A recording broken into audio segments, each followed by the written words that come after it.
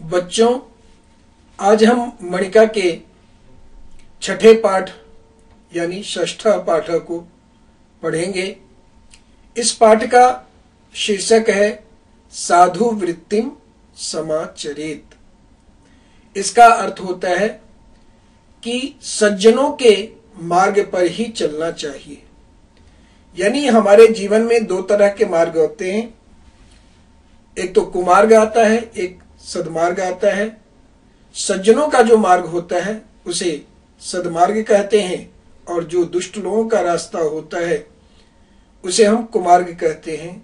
तो यहाँ पर एक कहानी के माध्यम से आपको बताया जाएगा कि दो मित्र होते हैं और किस तरह से एक सज्जनों के मार्ग पर चलकर अपने जीवन को सुखमय बनाता है और एक बुरे मार्ग पर चलकर अपने जीवन को नष्ट कर लेता है।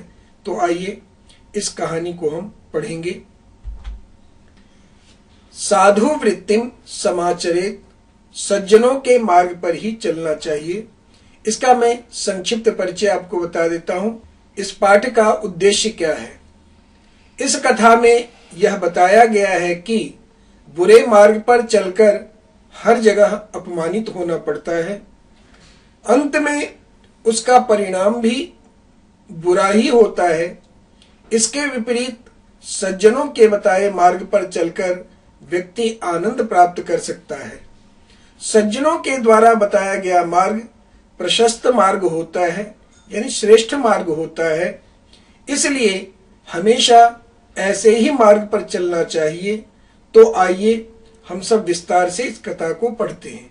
तो इससे आपको पता चल गया होगा कि बुरा मार्ग जो है वो हमें दुख देता है, बुराइयों की तरफ ले जाता है, और अच्छा मार्ग हमें सुख देता है, आनंद देता है। उससे हमारा जीवन प्रशस्त बनता है, उच्च बनता है, आदर्शमय बनता है। तो इस कहानी में यही बातें बताई जाएगी। तो आइए अब इस कथा को हम संस्कृत के माध्यम से पढ़ते हैं। ध्यान से सुनिए। अस्ति कर्मपुर नाम्नि नगरे प्रच्छन्न भाग्य नामधेयः कश्चित् कुमारः बाल्ये वयसि विद्यापराङ्मुखः सः केनचित् दुष्ट बुद्धि नामना चौरेण सह चौर्यकर्मणि निरतः संजातः। एकदा सः दुष्ट बुद्धिना सार्धं कस्यचित् श्रेष्ठिनः गेहे धनहरणार्थम ग्रामांतरम प्रस्थितः। ये गद्यांश है। अब इसके एक एक पद का हम अर्थ देखेंगे, तब हमें इसका सही ढंग से अर्थ पता चलेगा। तो आइए अब सरलार्थ देखते हैं। इसका सरलार्थ, कर्मपुर नामनी, कर्मपुर नामक नगरे, नगर में, प्रच्छन्न भाग्य नामधेयः, प्रच्छन्न भाग्य नामक कश्चित कोई, कुमारः कुमार, नवयुवक अस्ति था।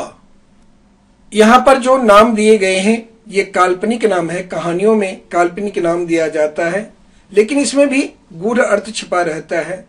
यहाँ पर नगर जो बताया है उसका नाम बताया है कर्मपुर।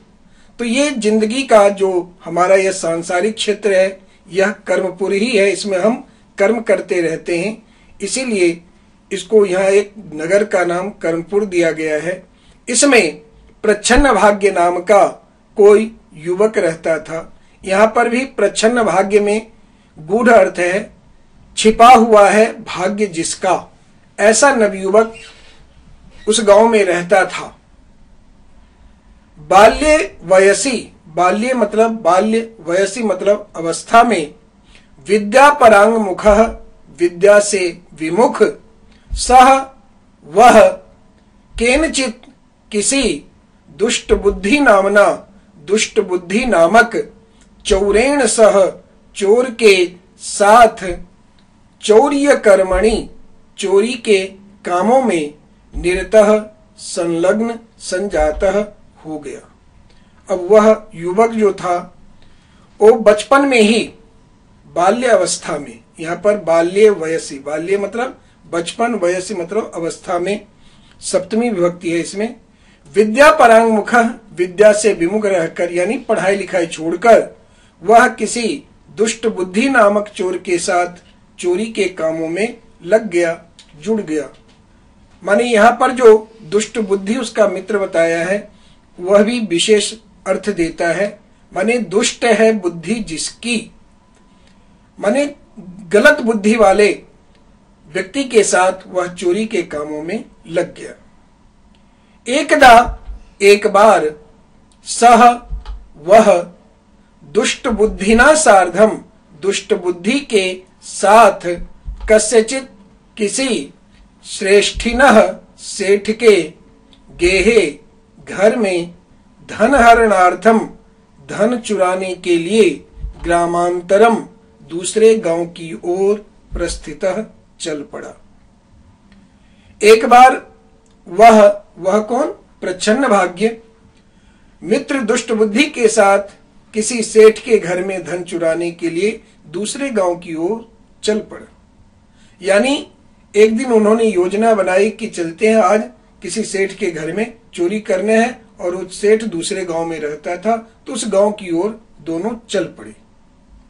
तो इसमें आपने देखा कि कर्मपुर नामक नगर में एक प्रच्छन्न भाग्य नाम का युवक है जो बचपन में ही पढ़ाई लिखाई छोड़कर दुष्ट बुद्धि नामक किसी चोर के साथ चोरी के काम में लग जाता है, और एक दिन अपने मित्र दुष्ट बुद्धि के साथ किसी सेठ के घर में धन चुराने के लिए दूसरे गांव की ओर प्रस्थान करता है, चल पड़ता है।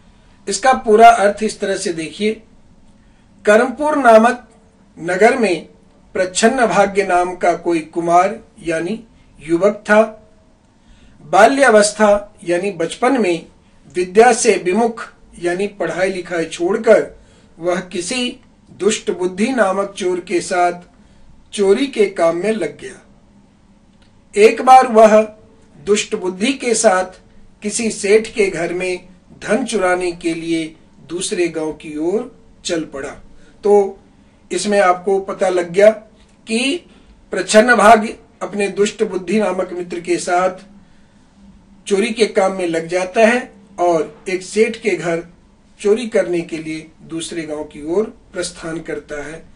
अब आगे क्या घटना घटती है हम अगले पैराग्राफ में देखेंगे। इसमें कुछ विशेष पद आपके लिए रखा गया है। प्रच्छन्न भाग्य का विग्रह होगा प्रच्छन्नम भाग्यम यस्य सह, यानी प्रच्छन्नम का अर्थ होता है छिपा हुआ है भाग्य जिसका वह, उसका समस्त पद बनता है प्रच्छन्न भाग्य है। इसमें बहुव्रीहि समास है, किसी व्यक्ति को बताया गया है। उसी तरह से दुष्टा बुद्धि यस्य सह, यानी दुष्ट है यानी खराब है बुद्धि जिसकी वह कोई व्यक्ति, इसका समस्त पद बनता है दुष्ट बुद्धि, इसमें भी बहुव्रीहि समास है। बाल्ये इस विशेषण पद का विशेष्य पद है वयसी, और सह इस अव्यय पद का पर्याय पद इस पैराग्राफ में सार्धम पद आया है। अब हम अगले पैराग्राफ को पढ़ते हैं।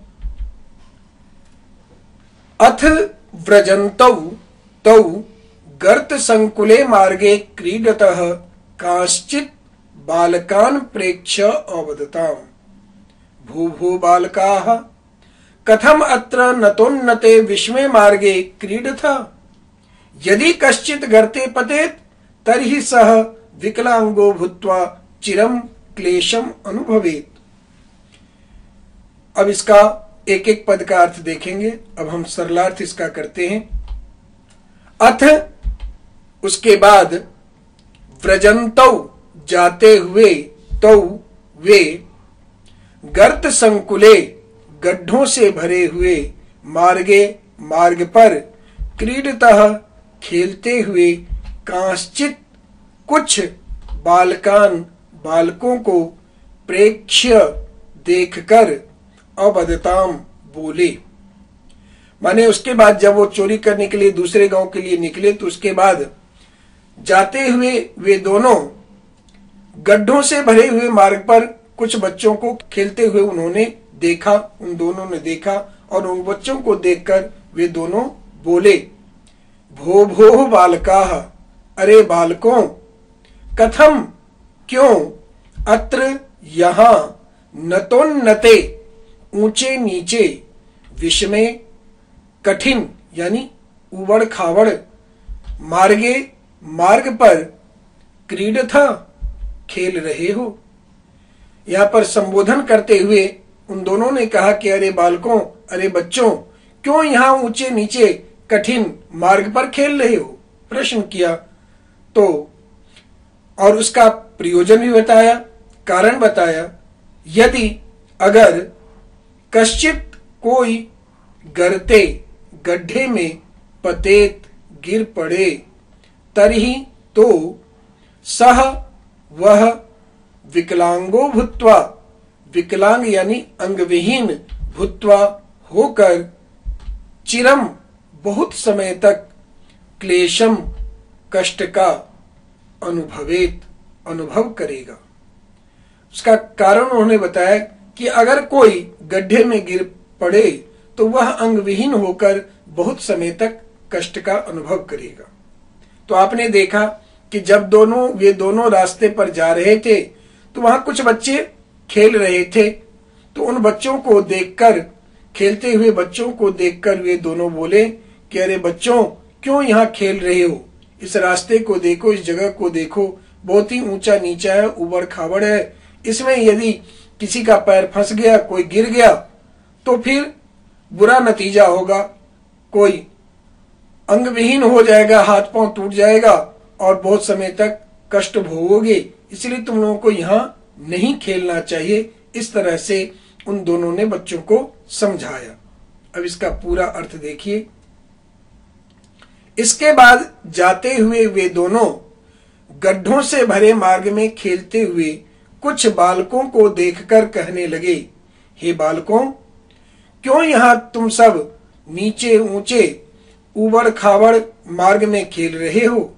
यदि कोई बच्चा गड्ढे में गिर पड़े तो वह विकलांग यानी अंगहीन होकर बहुत दिनों तक कष्ट का अनुभव करेगा। तो जैसा कि आम बड़े लोग समझाते हैं, उन बच्चों को उन दोनों ने समझाने की कोशिश की कि ऐसे जगह पर नहीं खेलना चाहिए, कोई नुकसान हो सकता है। अब इसमें कुछ विशेष पद चुने गए हैं। मार्गे ये विशेष पद है, इसका यहाँ पर कई विशेषण दिए हैं। गर्त संकुले है, नतोन्नते है, विषमे है, ये 3 विशेषण पद दिया गया है। क्रीडथा, इस क्रिया का कर्ता होगा यूयम। क्रीडता का अर्थ होता है खेल रहे हो, और उसका कर्ता होगा यूयम, तुम सब। यदि का यहाँ पर विलोम पद है, तरही। अब आगे देखिए क्या घटना घटती